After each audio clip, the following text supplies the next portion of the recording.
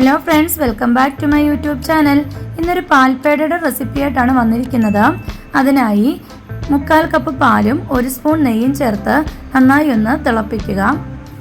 നന്നായി ഒന്ന് ചൂടായി വരുമ്പോഴത്തേക്ക് അതിലേക്ക് നമുക്ക് 1 കപ്പ് പഞ്ചസാര കൂടി ചേർത്ത് കൊടുക്കാം.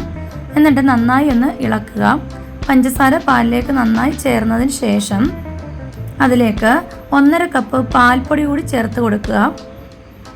മൈദ ചേർത്ത് നമുക്കിത് ഉണ്ടാക്കാം. ഞാനിപ്പോൾ പാൽപ്പൊടിയാണ് എടുത്തിരിക്കുന്നത്.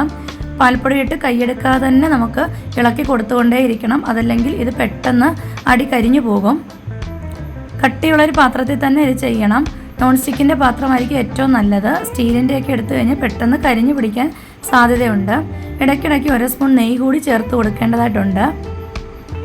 എന്നിട്ട് കൈയെടുക്കാതെ തന്നെ ഇളക്കിക്കൊണ്ടേ ഇരിക്കുക. നട്ട്സ് വല്ലതും കയ്യിലുണ്ടെങ്കിൽ, കാഷ്യൂ നട്ടോ ബദാമോ വല്ലതും ഉണ്ടെങ്കിൽ ചെറുതായി ക്രഷ് ചെയ്തിട്ട് വേണമെങ്കിൽ ഇട്ട് കൊടുക്കാം. നന്നായി ഇളക്കി കൊടുത്തുകൊണ്ടേ ഇരിക്കുക.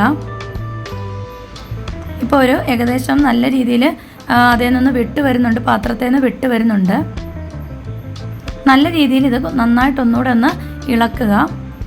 പാത്രത്തിൽ നിന്ന് എല്ലാ ഭാഗത്തുനിന്നും ഒന്ന് വിട്ട് വരണം. അടിക്ക് പിടിക്കുകയോ ചെയ്യരുത്.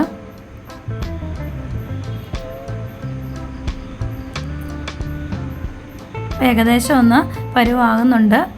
ഇടയ്ക്ക് നെയ്യ് കൂടി ചേർത്ത് കൊടുത്തുകൊണ്ടേ ഇരിക്കണം. ഞാനിപ്പോൾ ഏകദേശം ഒരു 20 മിനിറ്റോളം ഇളക്കി കൊടുത്തുകൊണ്ടിരുന്നിട്ടുണ്ട്. ലോ ഫ്ലെയിമിലിട്ട് വേണം ഇത് ചെയ്യാൻ. തീ കൂട്ടിക്കഴിഞ്ഞാൽ പെട്ടെന്ന് അടിക്ക് പിടിക്കും.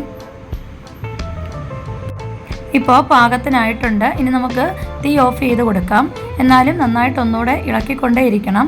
അതല്ലെങ്കിൽ പെട്ടെന്ന് തന്നെ അടിക്ക് പിടിക്കും. നെയ്യൂടെ ചേർത്ത് ഇളക്കി കൊടുത്തുകൊണ്ടിരിക്കുക. പെട്ടെന്ന് തന്നെ ഇതൊരു പാത്രത്തിൽ നിന്ന് മറ്റൊരു ബൗളിലേക്ക് മാറ്റുക.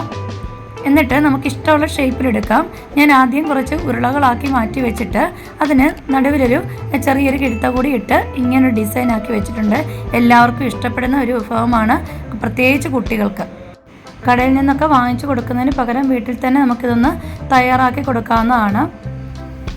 റെസിപ്പി ഇഷ്ടപ്പെട്ടവർ ചാനൽ സബ്സ്ക്രൈബ് ചെയ്യുക, ലൈക്ക് ചെയ്യുക, ഷെയർ ചെയ്യുക, കമൻറ്റ് ചെയ്യുക. Thank you for watching.